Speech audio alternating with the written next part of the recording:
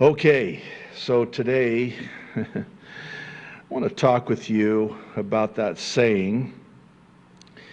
I'm sure you've heard it. It's always darkest before the dawn. And I want to talk about this as it relates to Bible prophecy.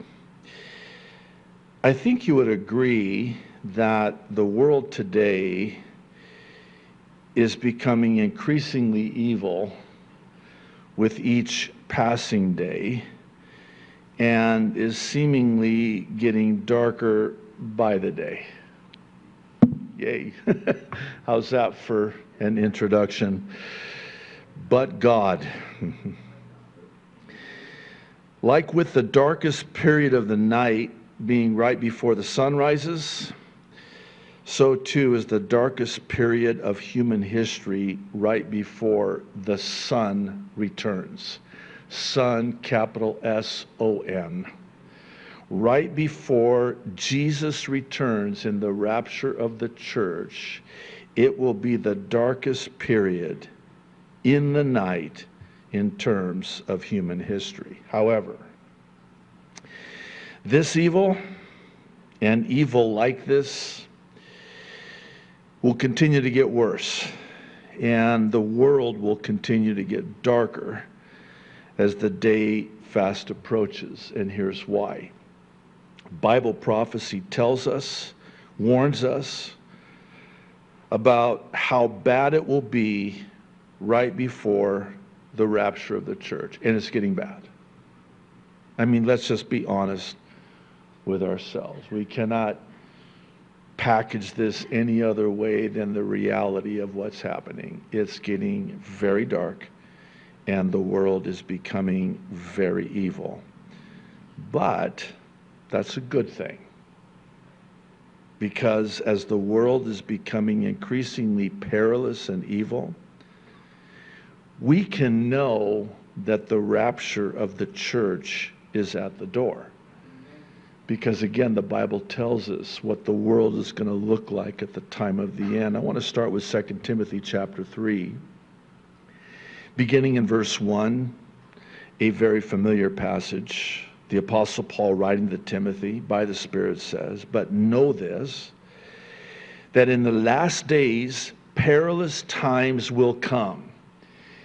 And he's going to go on now to list 19 characteristics, 19 markers of what those perilous times in the last days that are coming are going to look like. Listen to this list. And as I read it, view it, because it reads like your news feeds. For men will be lovers of themselves, lovers of money, boasters, proud, blasphemers, disobedient to parents, unthankful, unholy, unloving, unforgiving, slanderers, without self-control, brutal, despisers of good, traitors, headstrong, haughty, lovers of pleasure rather than lovers of God, having a form of godliness but denying its power. And from such people turn away. By the way, this was written to the church. Timothy, a pastor of this church, this letter is written to him and read to the church, not the world. This list, I'm not going to read it again, so no worry. I should, I won't.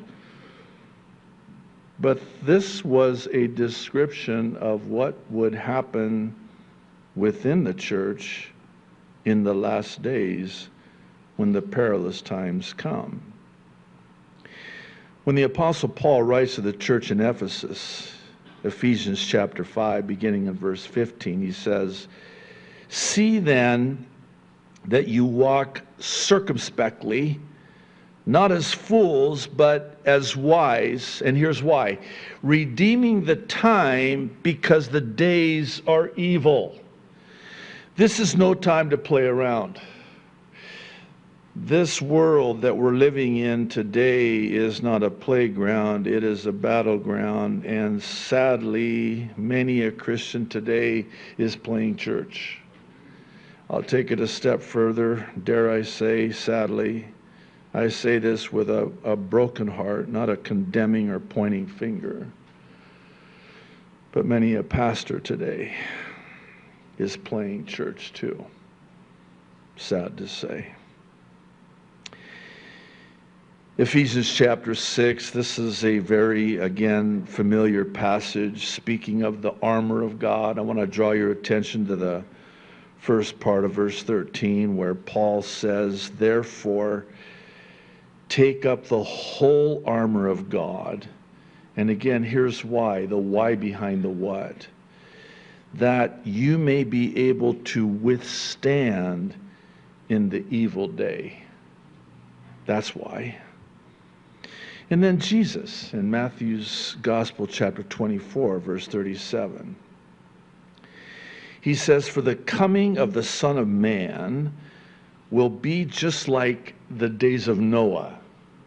Do you want to know what the days of Noah were like? Well, you know what they were like. We're told what they were like in Genesis chapter 6. I want to read verse 5. Then the Lord saw that the wickedness of man was great in the earth. And listen to this, that every intent of the thoughts of his heart was only evil continually. Wow. Let that sink in. In other words, continually, all the time, only evil, evil only, continually, and every intention, every intent, every thought of the heart was only evil continually. I have this picture in my mind's eye that it was so bad they would wake up in the morning and think about new evil to invent. That's how wicked man had become. And Jesus says that when he returns, it will be like it was in the days of Noah. I would argue that we're living in a day that would certainly rival what it was like in the days of Noah, the increasing of wickedness and darkness. If you'll kindly allow me to, I want to take the remainder of our time together today to expound on this, and with the help of the Holy Spirit, I'm actually hoping that this will be an encouragement to you. I just want to share with you what the Lord has encouraged me with over this last week, and I hope it'll be an encouragement to you as well. But to do that, we're going to go ahead at this time and end the live stream on YouTube and Facebook and redirect you to jdfarag.com.